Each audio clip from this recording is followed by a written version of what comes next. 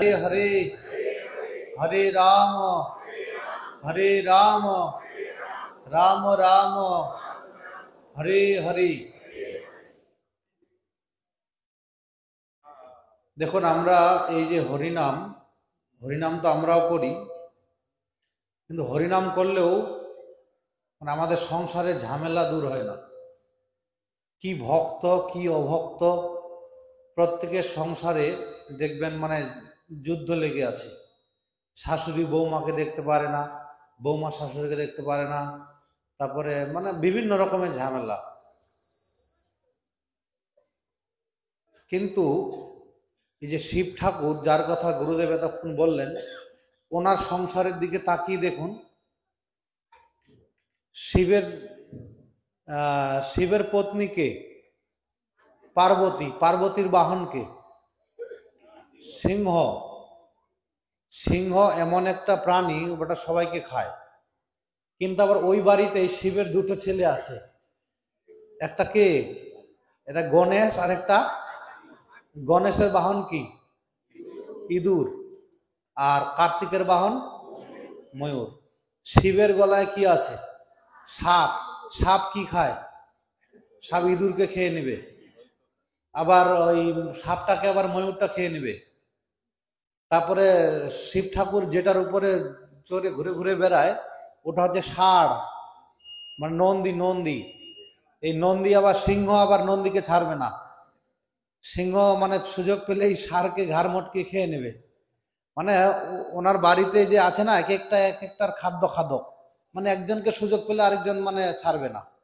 কিন্তু তথাপি এত কিছুর মধ্যেও সংসারে কোনো অশান্তি নাই, পরম সুখে শিব ঠাকুর থাকেন। কেন? কারণ শিব ঠাকুর হরিনাম করে। শিব ঠাকুর হরিনাম করে, কিন্তু আমরাও হরিনাম করি, কিন্তু আমাদের অশান্তি যায় না। কি ভক্ত কি অভক্ত সব সংসারে অশান্তি লেগে আছে। কেন? তার আমাদের হরিনামটা ঠিকঠাক মতো হচ্ছে না। সেই কারণে এই হরিনাম যাতে ঠিক মতো হয়, ওই জন্য শিব ঠাকুরের কৃপা খুব দরকার। গুরুদেব কীর্তন করলেন না, এই নাম শিব জপে পঞ্চবদনীরে। ওই 5 বদনে শিব ঠাকুর ভগবানের নাম জপ করেন, যার কারণেই শিবের এক নাম হচ্ছে পঞ্চানন। তিনি ভগবানের পরম ভক্ত। অনেকে বলে শিব ঠাকুর ভগবান, এই কথাটা ঠিক নয়। শিব ভগবান নয়। একটা শ্লোক আছে যে দই থেকে, ওই দুধ থেকে দই হয়, দই কিন্তু আবার উল্টো দুধ হতে পারে না।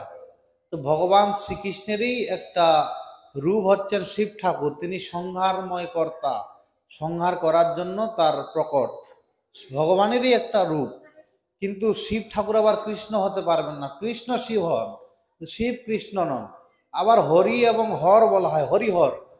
ভক্ত এবং ভগবানের অবিচ্ছেদ্য সম্পর্ক।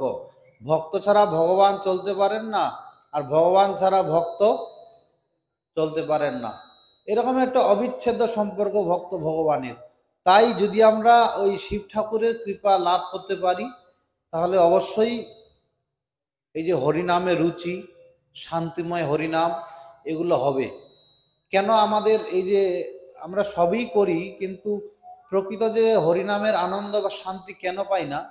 কারণ আমরা যেটা করি এটা উপরে উপরে করি, ভিতরে প্রবেশ করতে পারি না। আর ভিতরে একবার প্রবেশ ঘটে গেলেই এই ঝামেলা অশান্তি সব থেমে যাবে।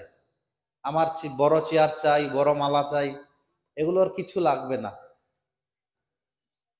শিব ঠাকুর দেখুন না, এত বড় বৈষ্ণব, না ঘর বাড়ি ঠিক আছে, না তার পোশাক আশাকে ঠিক আছে। কেন? তিনি একদম অন্তর্নিষ্ঠ হয়ে অন্তরে প্রবেশ করেছেন। যাই হোক, এই শিব ঠাকুরের মহিমা অনেক। তার কথা যদি বলা যায়, তেনার সবকিছু বিপরীত জিনিস। তিনি যে সমস্ত পোশাক পরিচ্ছেদ পরে থাকেন, কি পরে থাকে? ওই বাঘের চামড়া, তারপর গায়ের মধ্যে ছাই ভস্ম মেখে থাকে। যেগুলোকে এই জগতের লোক ঘৃণা করে, নোংরা মনে করে, ওই জিনিসগুলোকে শিব ঠাকুর একদম আপন করে নিয়েছেন। সাধারণ লোক ভাববে আরে একটা নোংরা পাগলা লোক, কিন্তু শিব ঠাকুর ওগুলোকে আপন করেছেন।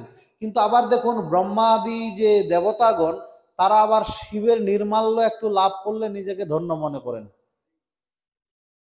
তার মস্তক থেকেই গঙ্গা দেবী প্রবাহিত হলেন, শঙ্কর তেরি জটাও সে নিকলি গঙ্গা ধারা।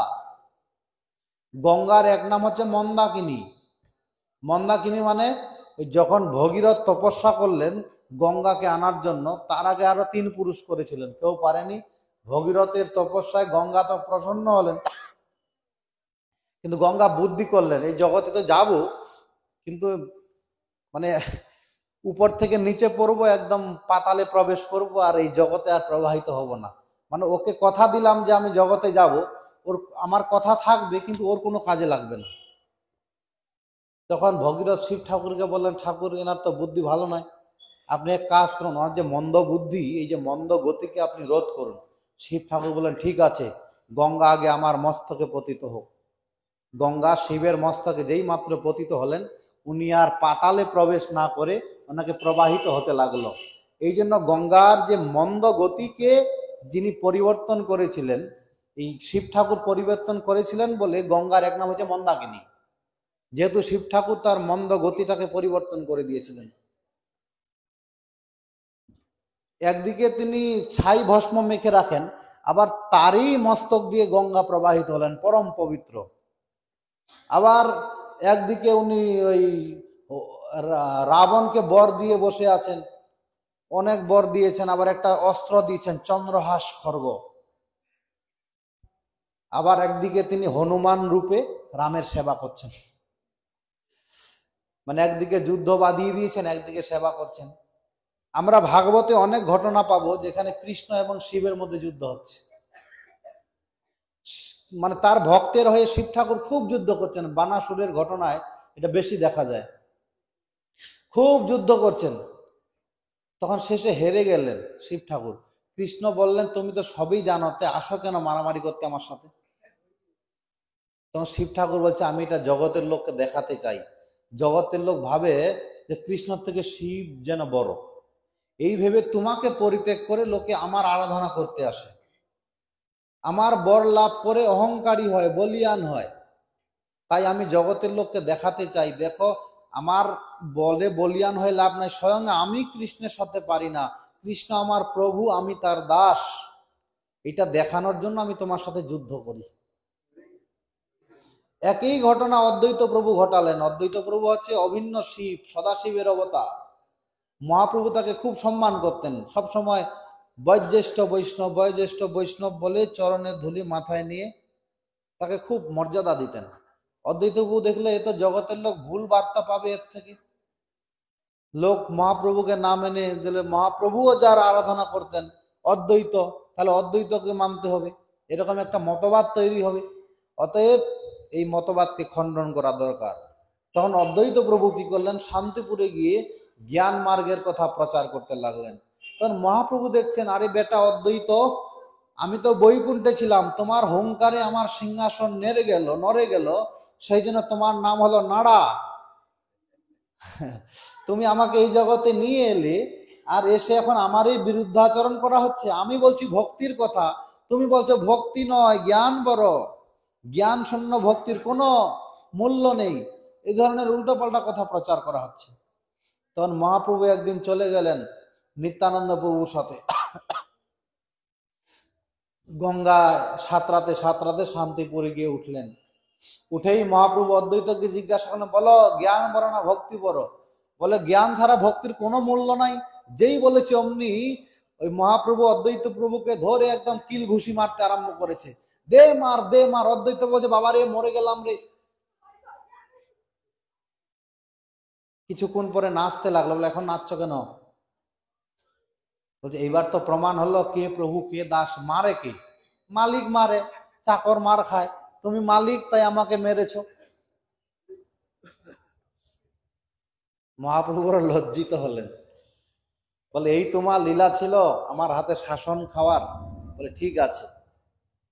তো যাই হোক, জগতের লোক যে মনে করে শিব ভগবান, এটা সত্য নয়।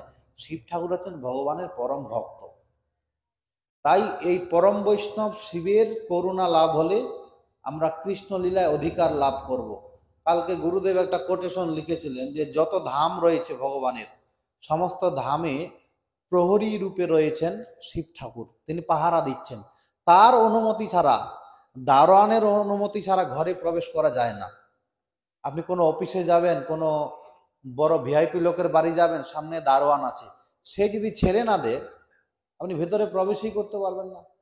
ঠিক তদ্রূপ এই যে অপ্রাকৃত ধাম, অপ্রাকৃত লীলারাজ্যে প্রবেশ করতে হলে শিব ঠাকুরের কৃপা খুব দরকার। তিনি অনুমতি না দিলে আমরা ভিতরে প্রবেশই করতে পারবো না। ওই জন্য শিব ঠাকুরের কৃপা বিশেষ দরকার। নিম্নগানাং যথা গঙ্গা দেবানাম অচ্যুত হরি বৈষ্ণবানাং যথা শম্ভু পুরাণা নামিদম তথা। জলের মধ্যে যেমন গঙ্গা শ্রেষ্ঠ, সমস্ত আরাধ্যের মধ্যে যেমন ভগবান অচ্যুত শ্রেষ্ঠ, ঠিক তদ্রূপ বৈষ্ণবগণের মধ্যে শিব ঠাকুর হচ্ছেন শ্রেষ্ঠ। তার মতো বৈষ্ণব আর হয় না। বৈষ্ণবানাং যথাশম্ভু। শিব এবং জীবের মধ্যে পার্থক্য একটাই, জীব কি করেন, নিজের দুঃখকে অপরের ঘাড়ে দিয়ে নিজে সুখ লাভ করার চেষ্টা করেন। শিব কি করেন, জগতের সমস্ত দুঃখকে নিজের ঘাড়ে নিয়ে, নিজে মাথা পেতে নিয়ে জগৎ জীব কি করে সুখী হবে, কি করে আনন্দময় হবে, সেটা তিনি করার চেষ্টা করেন। আর সেটা শিব ঠাকুরের সেই কার্যটা সম্পন্ন হয়েছে এই কলিকালে। অন্যান্য যুগে তিনি কৃষ্ণের সেবা করেছেন বিভিন্ন রূপে, কিন্তু এই কলিকালে সেটা সম্পন্ন করেছেন তিনি অদ্বৈত আচার্য রূপে এসে। এই যে জগতের জীবের এত দুঃখ, এত দুর্দশা, তিনি মহাপ্রভুকে এনে জীবের এই দুর্দশা যেন না থাকে, জীব যেন পরিপূর্ণ কৃষ্ণকে লাভ করেন, পরিপূর্ণ প্রেম লাভ করেন, সেটা অদ্বৈত প্রভুর মাধ্যমেই আমরা লাভ করলাম। এটা হচ্ছে শিবের সব থেকে বড় কৃপা। বলো বৈষ্ণবানাং যথাশম্ভু, শিবজি মহারাজ কি জয়। পতিত পাবন গুরুদেব শ্রীল ভক্তি বিবুধ বোধায়ন গোস্বামী মহারাজ কি জয়। তো গুরুদেব আদেশ করলেন, তাই দু একটি কথা আমি বলার চেষ্টা করলাম, আমার অপরাধ মার্জনা করবেন। এখন কর্তৃপক্ষ নির্দেশ দিয়েছে